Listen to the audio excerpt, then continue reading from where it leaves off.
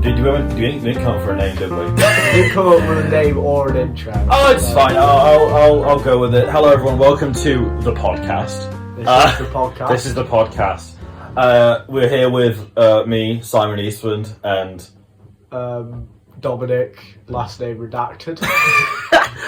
So, we're just going to talk about politics and stuff because we're both very passionate. I didn't take it at college because I'm a fucking idiot, but you did. To be fair, I've learned more about politics in A-level history than I have in politics A-level. Fair enough. But I might do it at uni. So anyway, let's begin. I have a very funny story. I have a very funny story. Okay. Someone made this tweet. Sorry, Jeet. They made this Jeet. And they made this post, and it was about Abraham Lincoln and FDR. And they said, Abraham Lincoln was the cause for the Civil War, and FDR caused the Great Depression. First, I love your accent. Thank you so much. Right. And they were like, they are celebrated two greatest American presidents in history. They are not. They are lies and frauds. And someone made this post, and they were like, yeah, I really appreciate when FDR started the Great Depression when he was a former Assistant Secretary of the Navy. And then I said, yeah, it was really funny when Abe Lincoln fired the first shots on Fort Sumter, which was Union owned at the time. Yeah. And I got into arguments with so many Confederates. I could cite my sword. There was one point where this one guy, he kept going at me, and he was like, hey, he kept calling me a retard.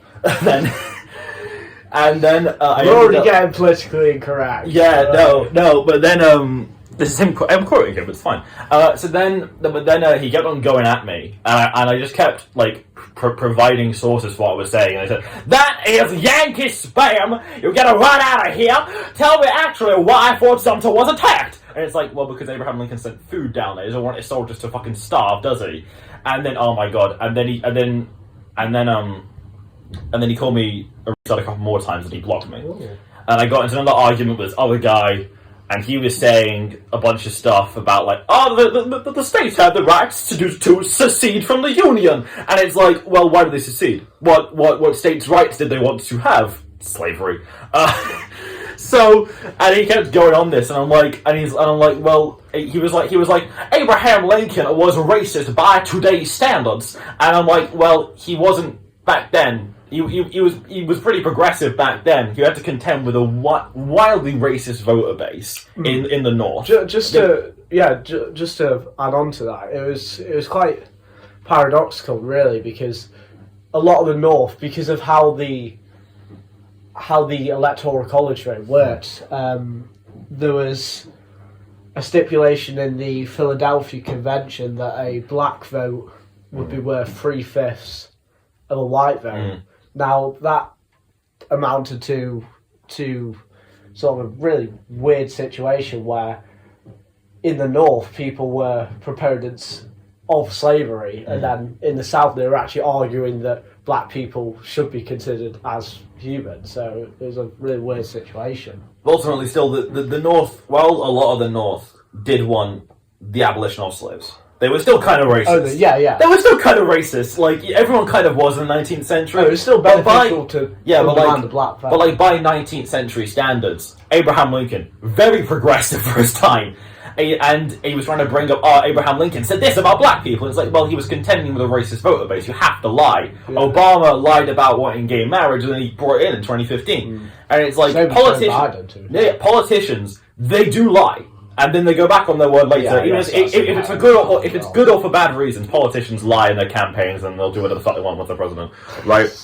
But then he was trying to say, Abraham Lincoln, he should be judged by 19th century. He should be judged by today's standards. And I was like, well, the Confederacy, even for the 19th century, was still pretty iffy. Yeah. Considering that Britain and France didn't want to join the war inside of the CSA. You have to contextualise in terms of what was happening. Yeah, because France and Britain had abolished slavery for decades by that point. France abolished it twice. They were that certain on it, right? And then even when he did abolish it, it wasn't properly abolished. It wasn't properly. No, yeah, they were still working on pennies on the hour, but like it wasn't actual proper slavery, which the Confederacy, the entire system of the Confederacy, was built on that. And then he said, and then he tried to bring up this old article from the Liverpool Times or some shit, and then I was like, well, that doesn't speak for the rest of Britain, or especially not France. And he's like, well, where are you from? I'm like, yeah, I'm from England. I don't buy newspapers from fucking Liverpool. He's like, well, you're from another country. You do not know about states' rights. Fuck you. And then the end of the conversation there. So I'm like, well, I'm not going to argue with that guy. It's just like, if you go to a different country and you're trying to say I'm uneducated, you'd be surprised. A lot of people who are quite educated in Nazi Germany and they're from here. But no, it was just a very funny story that happened to me last night. But anyway, let's get into the actual topics of the week. I will start because I think this is really fucking funny. Andrew Tate, Andrew Tate, and the famous BRUV party. Now, is Tristan part of this? I think so. I think so far, as far as I'm aware, what was hilarious to me is when he announced this, he said he was running for Prime Minister.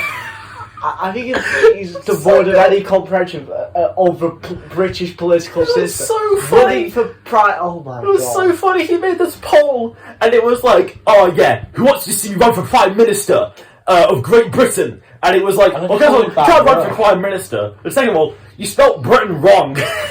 He spelt Britain wrong? He spelt it Britan. Oh god, that's concerning. And it's like, oh my god. And do you want someone running the country who can't spell Britain? Right? And it's like, he's a massive hypocrite. I remember in like November of 2023, he was going, Britain needs Islam. Britain needs Islam. It's the most important thing for British culture. And now he's going, well, fuck the Islamists. Fuck the Zionists. Fuck them all. Right? And it's like he's gone back on his word so incredibly aggressively.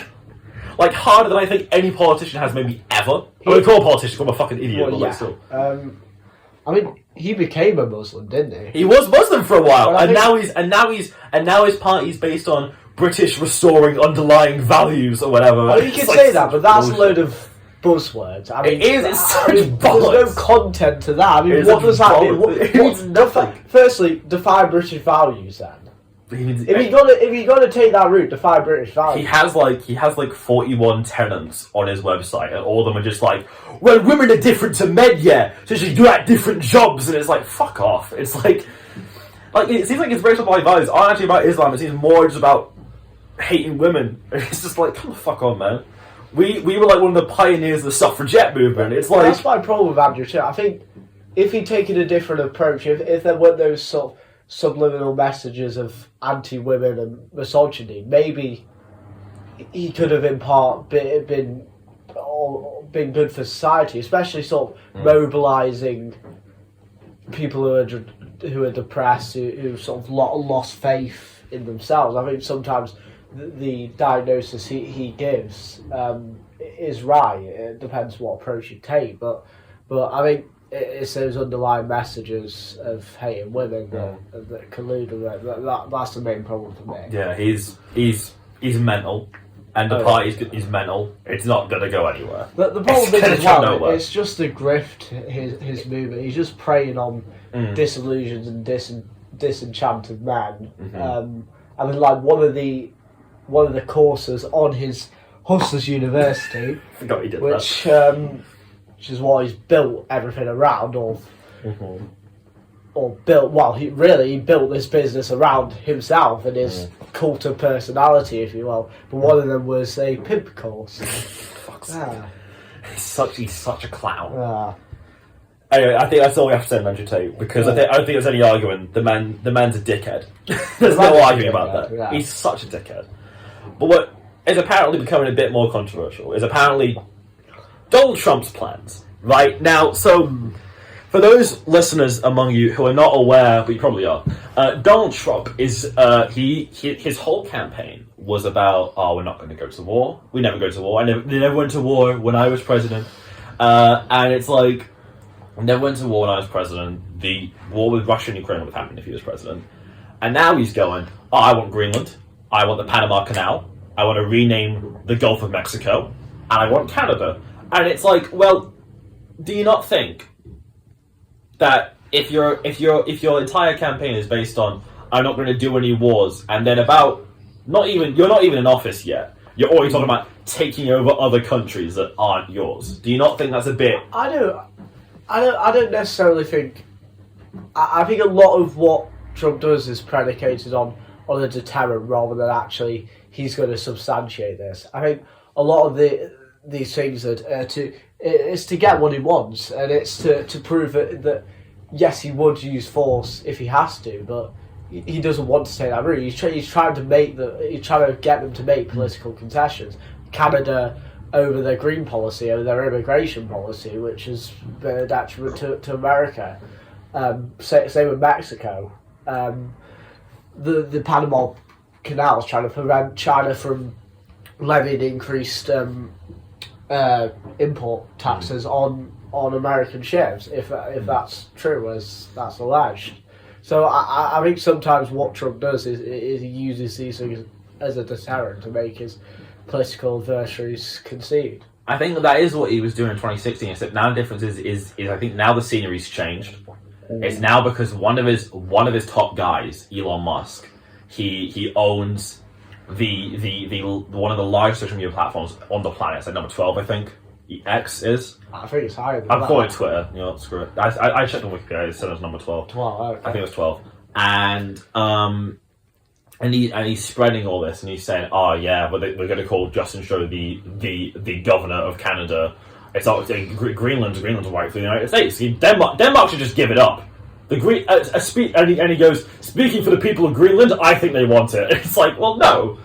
I actually saw this morning that the Greenland, I think it's like a prime minister or a first minister is willing to negotiate. First minister's willing to negotiate because it's like, correct me if I'm wrong, but is it a principality or a province of Denmark? It's owned by. I think it's owned by Denmark. It's owned by. But actually, the US have quite a strong military and historical claim to Greenland, probably stronger than Denmark. Wasn't it the fucking Danish Vikings who colonized Greenland? I think the whole story was like they're all from Denmark. Then they went Norway, Sweden, Finland, that kind of place. And then they went to Iceland, and then one of the Icelandic people, story about Greenland's so funny. What happened was he got banished from Iceland, right? So he went to Greenland, named it Greenland as like the world's biggest clickbait ever, just to try and get more people to come to Greenland.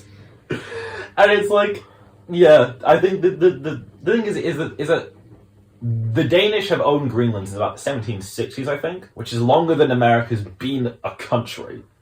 Have they actually owned Greenland? Like, have they actually had sovereignty there? I'm not entirely sure. I know that Greenland obviously played quite a primordial role in World War II as sort of a tactical area in between the Atlantic, obviously. And I think the US helped liberate them during that time and help them sort of secure their borders. I think they may have also wanted it during the Cold War as well, because the whole thing was that Greenland allowed the US to get a good access into the Arctic Circle, where Russia was conducting a lot of operations during the time. Then the Soviet Union collapsed, and then it's like, well, there's no point anymore. Especially if Trump wants to become buddy-buddy with Putin, which he has shown that he does want to multiple times. I'm not sure about that. Well, it's so much stuff that he said. It's kind of indicative. Like the most famous example I can think of. I think he's ambiguous on purpose. Yeah, the most ambiguous example I can think of was at the presidential debate. He got asked by the moderator. He said, "Do you think it's right that Ukraine wins the war?" And I feel like I could hear the cogs turning in his head. I feel like I could see him going, everyone in the United States wants Ukraine to win. But really wins a war. That's great. Well, at least just get Russia out. This war. At least just get Russia out. That's what I mean. It is a stalemate currently. It's a stalemate, but the thing is, by 2025, negotiations will have to occur, and it's whether they're going to be in a better position now or by the end of 2025. Looking how it's going, they'll probably, if they've taken the deal proposed in 2022, which actually Johnson shut down. Sort of struck down, they probably would be in a better position now in terms of land and obviously human casualties. But I still think it's very indicative the way he said, I want to stop the war. He didn't say, I want Ukraine to win the war. I want Russia to win the war. He said neither. He said he wants to just stop. Because he knows the American people are largely in favor of Ukraine. The majority of them are in favor of Ukraine, right? But Trump and some of his gang are very supportive of Vladimir Putin. I think he must have been one of the first few presidents to open up relations since Putin came to power, I think. But do you really want to antagonise these leaders? No, obviously not. But also, you don't want to appease them like Neville Chamberlain. No, because then we get into World War III. Want a volatile relationship with them. Yeah, but the thing is this appeasement, I feel as though it's kind of happening again, because I saw David Lammy. I fucking hate David Lammy. I won't be open about that now. I despise David Lammy.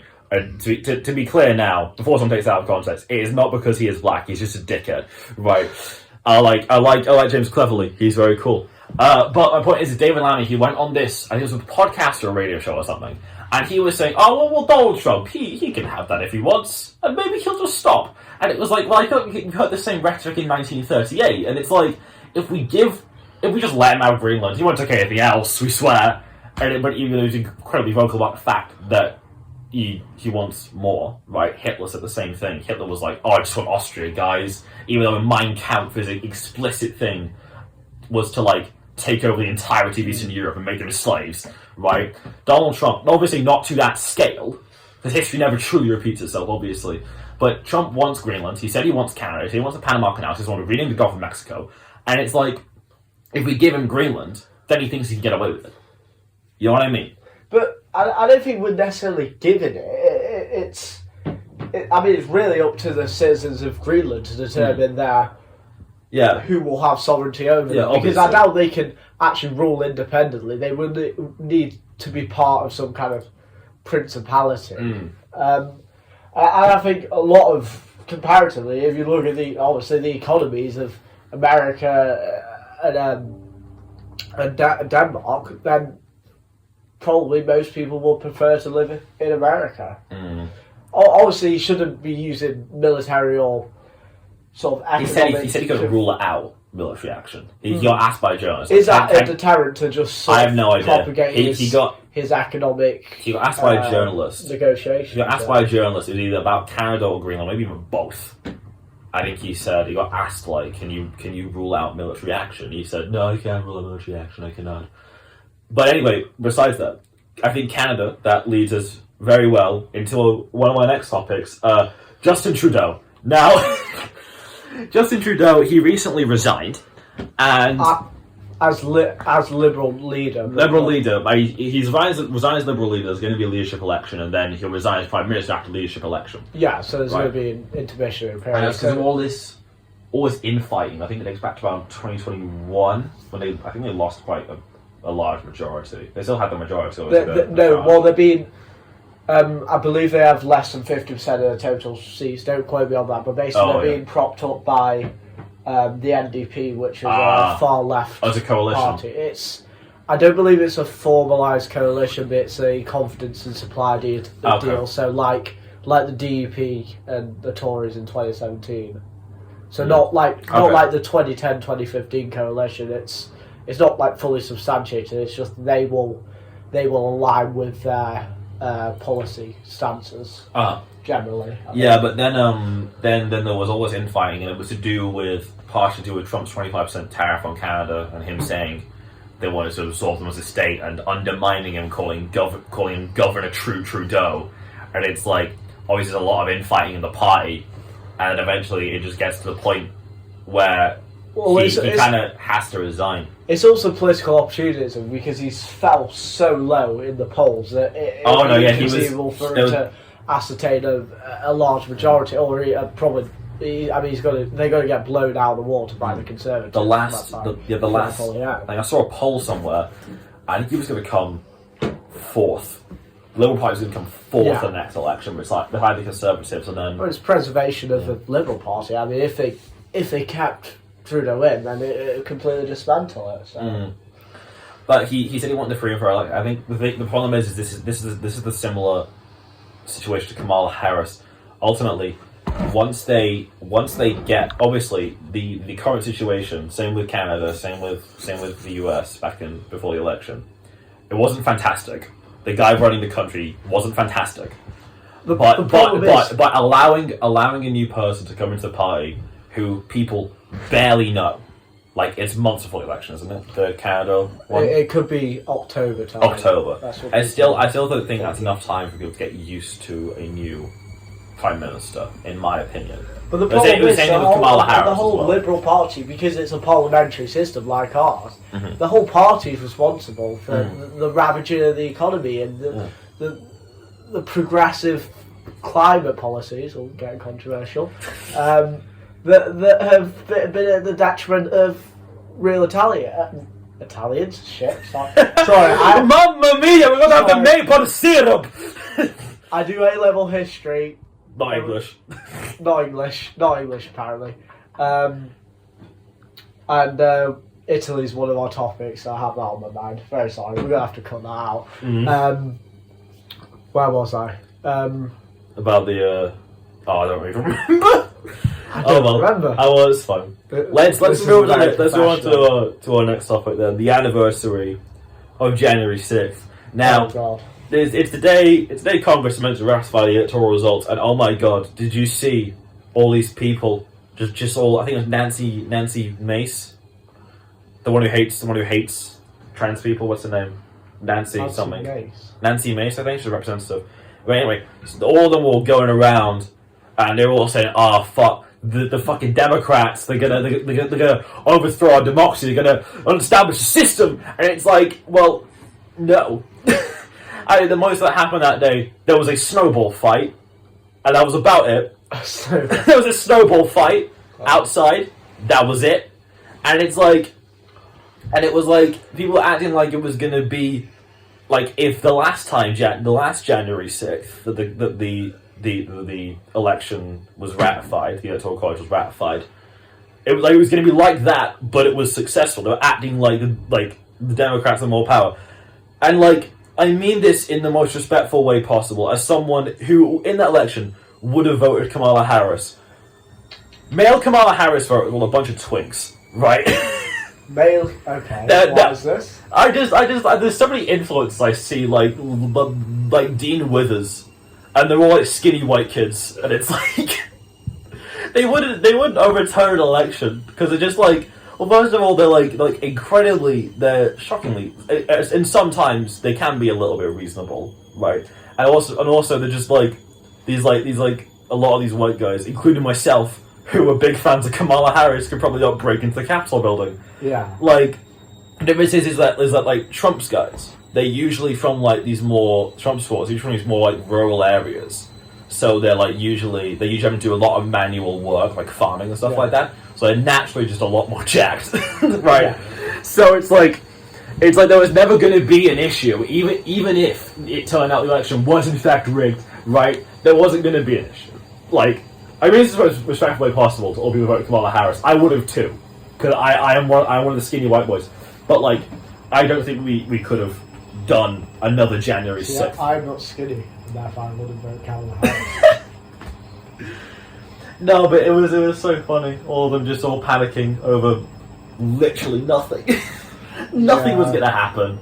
Look at what happened last time, and I'm sure the Capitol Guard actually probably upped the security this time, because what happened last time. You know what I mean? Yeah. So yeah. But then we've got, not long after that, then we had Jimmy Carter's funeral. Now, oh my God, no. I saw Biden give a eulogy. Oh, I didn't see the eulogy. What I'm more focused on was those two front rows. Those two front rows were wild, right? So on the front row, imagine you got Biden, Jill, Kamala Harris, and is Doug Emhoff? Is that her husband? I think so. Yeah. Yeah. Then right behind them, Melania Trump, Donald Trump, Barack Obama. I think Michelle was there. Then George Bush's wife. I don't know. Is it Barbara Bush? I think it's Barbara Bush. Yeah. Barbara Bush, George Bush, Hillary Clinton, Bill Clinton. All of them on two rows. And oh my God, the beef was crazy. It was mental. Kamala Harris, at one point, she sat down and she glanced over her shoulder at Obama, and Obama and Trump were giving a death glares. You could tell you can tell Trump despises her just because she's simply in opposition, right? But I think Obama is also kind of pissed, right? Because it's like you were such an opportunity, such a progressive candidate. I don't blame Harris for this, but I think Obama does. Obama kind of blames Harris. You can tell from that. I actually agree with him that, because when people are sick of what's happened in America and the Biden administration, and then she plays a continuity card, and she doesn't try to diverge from Biden. Yeah, it was a Clinton problem. The Clinton problem was that she was a lot of the same. She was just she was such an establishment candidate. I reckon probably if Bernie Sanders had won the 2016 primary, Donald Trump would not be president, in my opinion. Because I think Bernie Sanders and Trump were so incredibly anti-establishment candidates in such opposite directions. Yeah, you wouldn't get tell at the DNC in 2016, they just lied. They lied and said Bernie won less states than he did. Oh yeah. And the DNC was in tears. It was awful. And then and obviously Hillary lost as part of that. The whole she was too establishment. She was far into time candidate. She's been a senator since at least the 90s, I think. Yeah. For New York, but and obviously she was part of Obama's administration. She's the Secretary of State, yeah. Intertwined with Bill Clinton. He's not. Who did not have sexual relations with that woman. I think that's what a lot of people remember Bill Clinton for. I think is Bill Clinton. I think he did do a lot of good for the country. So the problem is, he did do the naughty Monica Lewinsky and lied about it, and he also may or may not. That was Me Too. And he may or may not. Yeah, and he may or may not have. Allegedly, he may have been on Epstein's island, right? Right. So I think I'd like Clinton a lot more if it wasn't for all the sex scandals, right? But no, Kamala, yeah, she seemed all right. I don't, yeah, but Obama very clearly was not a fan. And then he starts talking to Donald Trump, starts talking to him, and then Kamala turns around. Obama stops. She turns back around towards the front, and Obama then continues talking to Trump. And it's like, oh my god. You can tell there's beef between those two. Oh my god! That's fact. And then when George Bush sat down, he fucking did like this. He backhanded his stomach. It was so funny. There's some more watch Garrett from the. Actually, I'll just hold on. Just give me a. I don't want to. Unfortunately, we have no sponsors. As video sponsored by NordVPN. Then please make that clear that it's not sponsored by NordVPN. No, but Carter's screening was just very interesting. I think Carter, he wasn't a fantastic president. I'm not going to lie to you. He wasn't great. But he did relinquish sovereignty of the Panama Canal for. I think that there was that, and then there was Iran, and then there was the Lost Faith speech, which didn't really help things. But I think as a humanitarian after the presidency, he was so good. I loved Jimmy Carter. He's arguably. He's done a lot more after his presidency, and he's capitalised on his presidency. What he's done after. I mean, he's eradicated so many diseases with his research unit. He's eradicated so many diseases in Africa. He was after his presidency. He was really good. I really like Jimmy Carter's presidency. It's a shame he's gone. Yeah, he's a nice guy, but you probably don't need a nice guy. Or you probably don't want that. This is the like theory with the next. The 2028 election, the Democrats need their Trump. They don't need their like Joe Rogan or Elon Musk. They need their Trump, and I probably think Gavin Newsom might be the way to do that because Gavin Newsom is nuts. I like Gavin Newsom, but he's nuts. Yeah, he's fucking mental, and it's like Gavin Newsom. I think he's probably the way forward for Democrats next election cycle. But anyway, so our next topic on here, Truss's cease and desist letter. Liz Truss, right? God, so Liz Truss, silly Liz.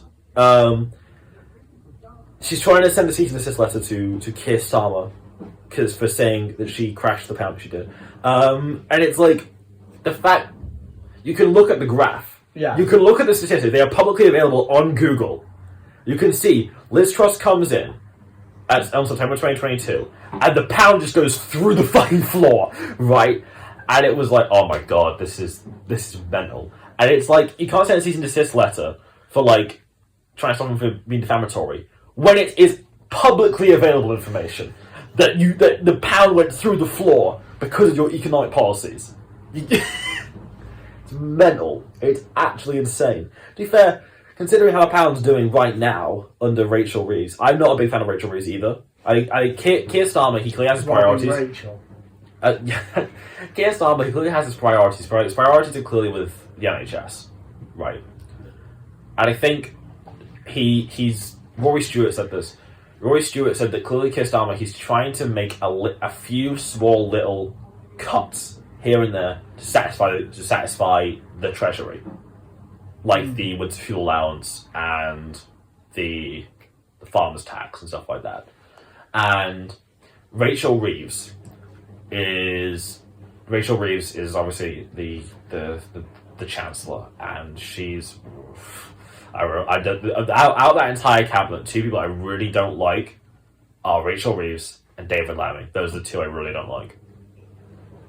I don't like either of them. But I don't like Angela Rayner's trim either, so I think that counts. You don't like a trim? She needs to see a new barber. What is that? Have you seen? She has like the bang. Like, bangs are fine, but don't tuck the hair behind your ears. Like, Jesus Christ. Who should used to consult her ideology for? God. I haven't seen Angela Rayner speak enough. I don't know what she's actually done. She's just a deputy, really. I don't really know what she's done, so I can't really comment on her. But I have seen what Reeves' economic stuff has done. Trying to and I've seen David Lammy speak. I think she's trying to be a John Prescott, but she's failing at that. Yeah. But no, that's Truss season. It's just it's a load of bullshit. Okay, so let's move on to our final enormous topic. The beef between Elon Musk, Nigel Farage, Keir Starmer, and almost everyone. So basically, I'm going to verse you if you're not familiar. So Elon Musk, he recently went on one of his little temper tantrums. His famous Elon Musk temper tantrums. And he ended up going on about Tommy Robinson. Now, Tommy Robinson, he was defaming this Syrian refugee, saying that he was sexually harassing girls, but he wasn't. The Syrian refugee took him to court, got paid $100,000 by Tommy Robinson, and the court said, "Wow, Stephen, you actually led." Yeah, Stephen led. Use his real name. Yeah, Tommy Robinson's a bit more catchy though. I can see a way to depict it. But then the court said to him, "Don't defame this boy again." Tommy Robinson then proceeded to defame the boy again. Third time. Oh, so many times. He did it in the middle of Trafalgar Square as well. Oh. And he got found guilty of contempt of court after he pled guilty. Now he's in prison, and and now he's acting like he's a political prisoner. And Elon Musk, he either doesn't know, or I think he simply chooses to ignore this, because he's going, "Oh, Tommy Robinson, he's a British hero. We should release him." And it's like, you're found guilty of contempt of court. You don't get found guilty for telling the truth. I think Elon Musk hasn't done his homework. He's not too versed in British politics. He sort of thinks there's these this mass polarization that there is in America. I don't think that's the same. Because we have like a multiple party system over here. We got Labour, to a degree. We got Labour, Tory, Reform, Lib Dems, Green, all the Northern Irish ones, all the Welsh ones, all the Scottish ones, and it's like we have so many different. We barely got any Scottish ones since the 2024 election. I don't know.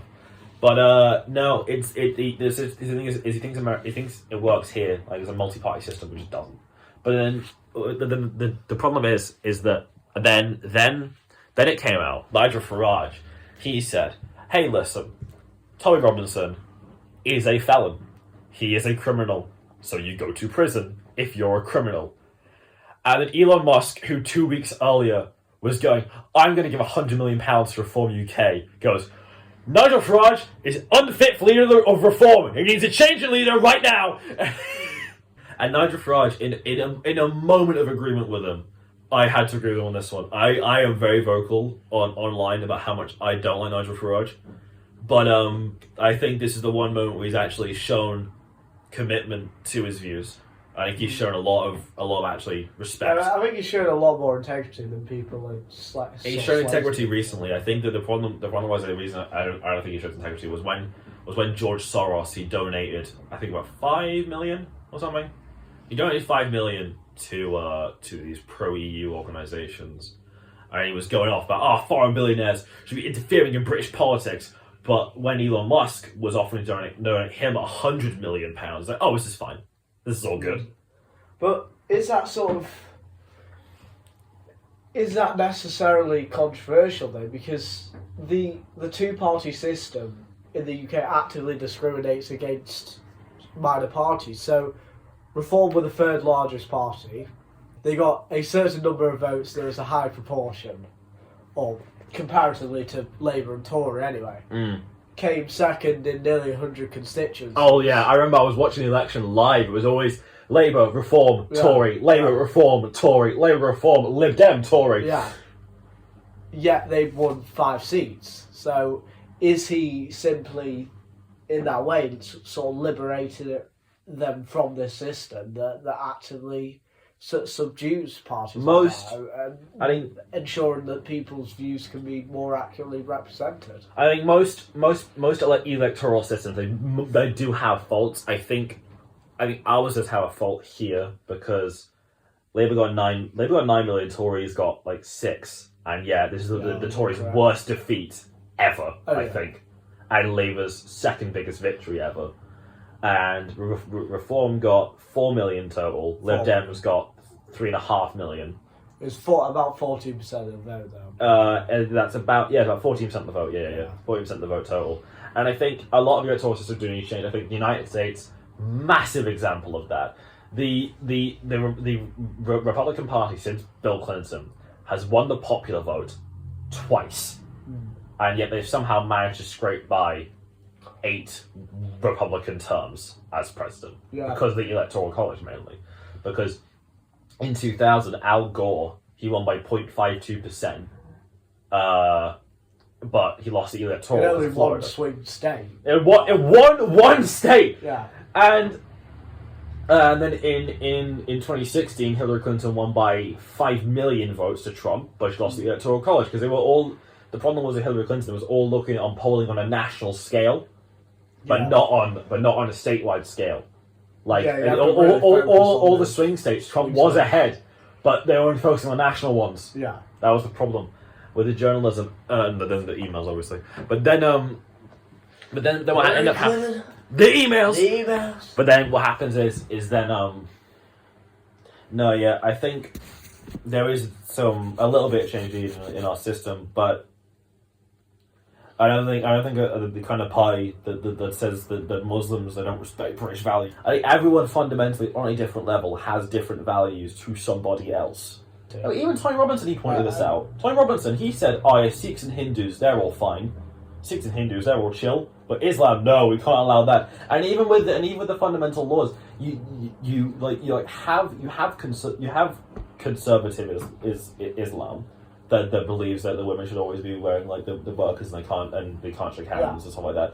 But then there like most of society at the moment, the younger generation is tending to be a bit more liberal with these things. Like they're a bit more open, and like it's turning into the bit before the Iranian Revolution and the Afghan Civil War, and it's like, I think the younger generation, the liberals, are the ones who are usually the ones who are coming over here. These young men, but then but the thing is, I think Elon Musk, his ultimate goal, in my opinion, I think Elon Musk's ultimate goal is he wants to destabilize Europe. I think that's his goal, because if he gets Britain with Reform UK, and he gets them to have like kind of similar isolationist policies to Donald Trump, right? Then the trade with Europe goes out. And he's trying to do the same thing with Germany. And he's trying to do the same thing with Germany as well. He recently went on a podcast with the leader of the AfD. That's the alternative for Deutschland, which is like the really far party in Germany. They said some mad shit about like Jews, right? and they recently went on like a Twitter space, and the leader of the AfD was like, "Oh yeah, Hitler was a communist." It's like, no, he killed the communists. It's like, there was a very famous event where he killed a bunch of communists. Yeah.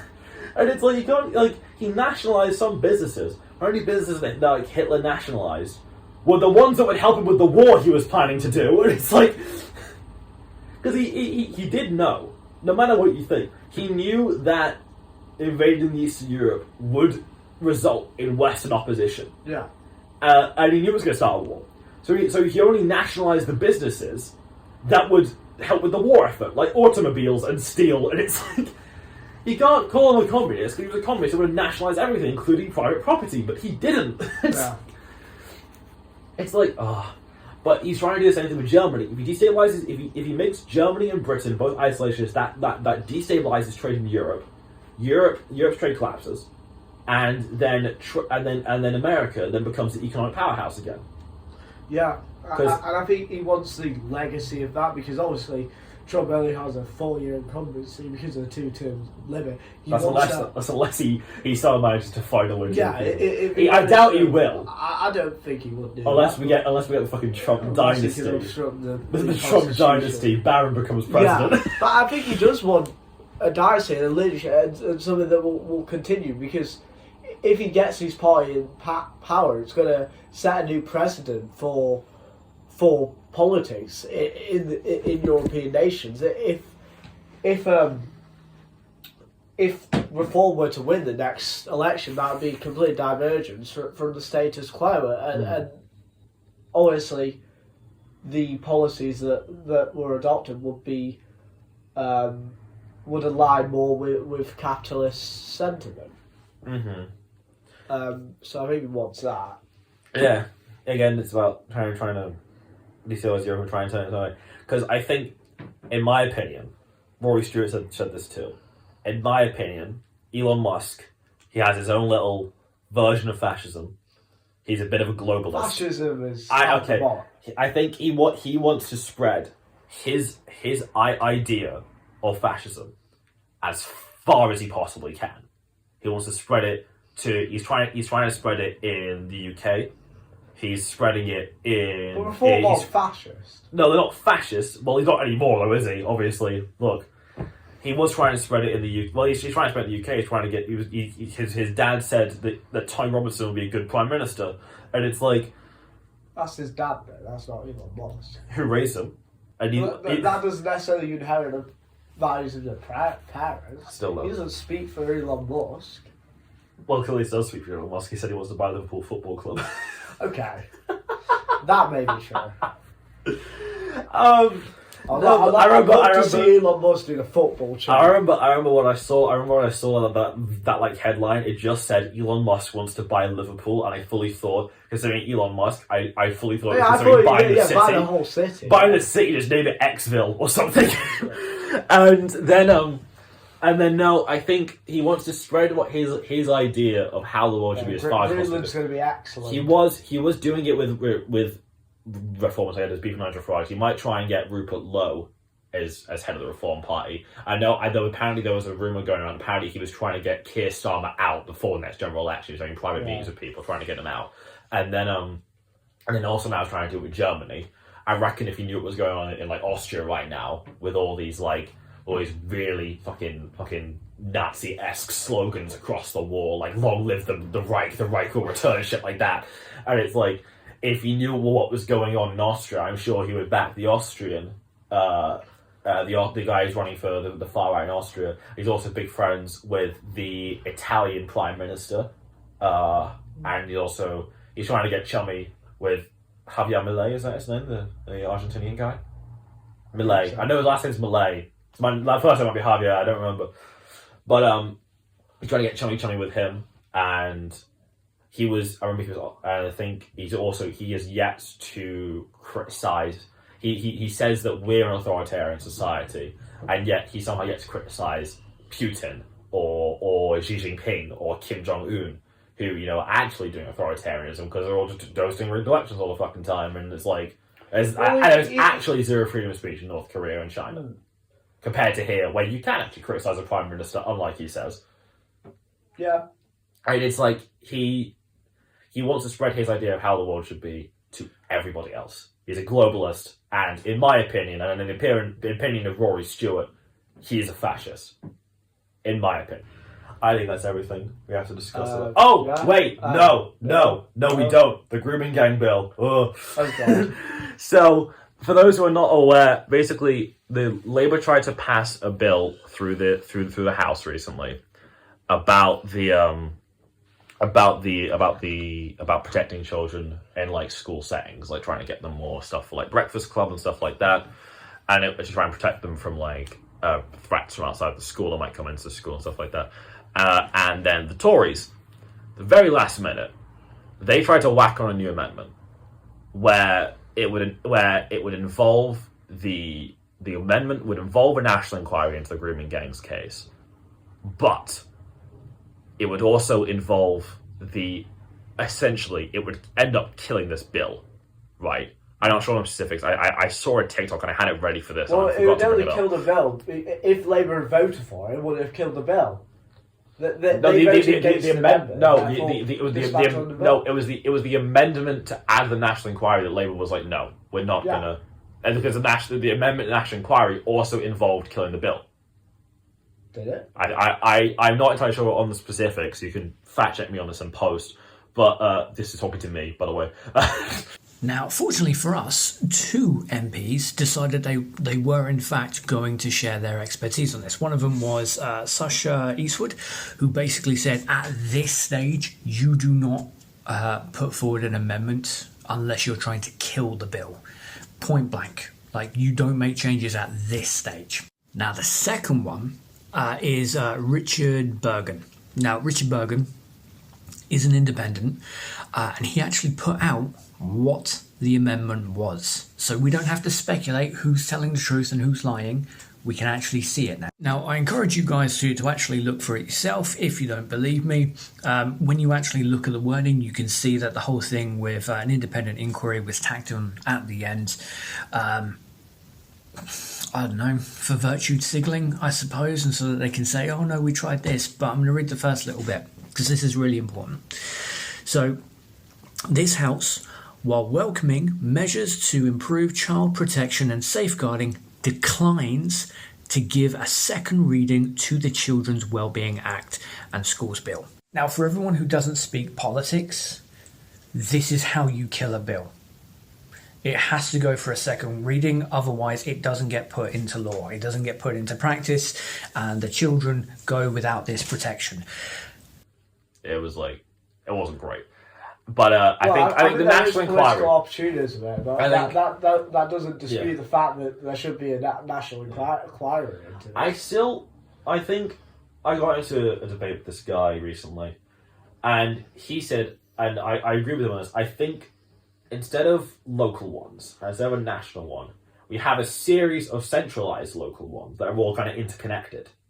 It would be more efficient than a local one, because local ones can't call on witnesses and stuff like that. But it would also take less time than a national one. The last national one on a similar subject took 7 years, right? So I think if we had a series of centralised local ones, I think Andy Burnham. Andy Burnham's a goat, by the way. I fucking love Andy Burnham. I think he called for a limited national inquiry. I'm not too sure, or something along those lines. But I agree with Andy Burnham with whatever he said. I don't remember specifics, but I remember agreeing with it. I think a series of centralised local ones, rather than just local ones or just national ones, is better, in my opinion. Because a centralised one would take shorter, more efficient. So. Yeah, I mean, obviously, with that, you have to make sure you coordinate that between the different authorities. Mm-hmm. Yeah, so it'll be like managed by the government, but in like separate. Would that just not be the case with a national one? Because obviously you couldn't do it with. I think they are, aren't they? Surely you would have to devolve it to a degree to regional authorities anyway. You wouldn't be able to do sort of a broad church national one in the first place. I thought. I mean, don't do that. Sorry, I'm not sure. The most famous one I can think of was the inquiry into Tony Blair after Iraq. I think that was a national one, kind of in one place. But no, I think serious centralised local ones with a bit more teeth is better than is more efficient than local ones, and it would be shorter than national ones, and I think ultimately it would just put a lot of racist conspiracy theories to rest, because there was a report a while back from the Quilliam report, which is, by the way, was debunked anyway. Like I'm talking about the Quilliam report. The Quilliam report, it came forward and it said that 84% of grooming gang cases were committed by like Muslim Pakistani groups, and then it was 80. But then white people take about 85% of all grooming cases, like child sex abuse overall. Yeah, so it was like a fraction of a fraction. But then people got talking about it, and then the Home Office, they got investigating it. They didn't provide any actual stats, but they found that I think the Quilliam report was false, and it was more. The Jane report, though, which was this one preceding, well, what people hope will be a national one, that did reveal that an overwhelming majority of these rape gangs consisted of Pakistani men who targeted white working class girls. But then there's still the grooming gangs overall. That's still like a fraction of this. If we're being real, grooming gangs are like, I think I saw somewhere it was only like, okay. So I think someone did the maths. So according to I'm going off the Quilliam report here. So they said that between the years 2005 and 2007, there are about 260 odd grooming gang cases that were found to have Muslim men involved, right?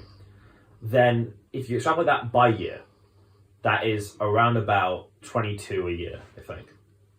So then someone did the maths, and if you compare that to the number of paedophiles arrested in 2016, it's around about 6,000, right? Right.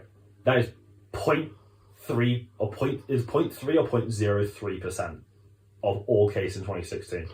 Or on average. That is like a fraction of a fraction. I think that's a different issue to what the what part of the J case. I'm not saying we shouldn't investigate this. What I am saying is a lot of these people who are going out there saying that they're just invested in protecting the children. Wouldn't you want to go after the majority that are white people first? Conclusively, the J report found that certain local police or members of the public who were in the know about this were afraid to report on it for fear of seeing racist. And then the problem was when they made 20 recommendations to the then Tory party, right? And they said Kenny Badenoch said they accepted 18 of them, but none of them they enacted. None of them was actually put into practice. Recommendations that the J report put through. So that's the problem. The problem is not only did the government at the time do nothing and are only making a big deal about it now because of Elon Musk, right? And now they're like trying to blame it on Labour, even though they were given recommendations beforehand and didn't act on it. Yeah. And it's a whole thing, and it's. But I think it's also self-preservation on Labour's part, because obviously Keir Starmer headed the crime prosecution unit as DPP, and that would be telling about him if there were to be more rape gangs as perceived originally. Well, I think a lot of these people who go out there and say, "Oh, we're just protecting the kids," would you not go after the majority of these cases that are usually either white men?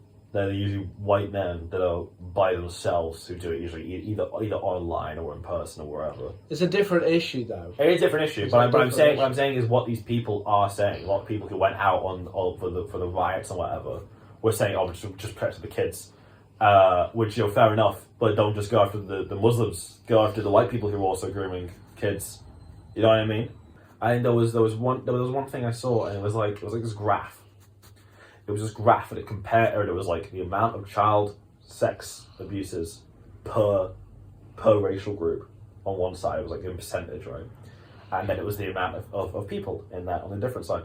And it was 89% of all child sex crimes in the United Kingdom were perpetrated by white men, compared to 86% of the population. Whereas the non-Chinese Asian men were about 6% on both. So I just thought it was a bit telling. Mainly what people are getting annoyed about is the fact that the people were refraining from giving evidence because they're being racist, or being perceived as racist, when they're not. I think is in my humble opinion, racism has become a facet of our society, but it's ultimately, in my opinion, it is a thing that's been made up by rich people in order to keep the working class divided while they can make all the fucking money. It keeps working people fighting amongst themselves, whether it be white people on black people, or Pakistanis and Indians and stuff like that. And it's ultimately just to keep all of us fighting so we don't gain class consciousness. That's very true. I mean, it's, I think as the World Economic Forum put it, the Great Reset, and they prey on adversity and division and polarisation. Now I'm thinking about it, I think Fidel Castro might have said that. Possibly. I think Fidel Castro said that. Okay. I think that's everything we want to talk about, I believe. Okay. That is everything. We'll see you next time when we think of a name. We'll see you next week, hopefully. Goodbye.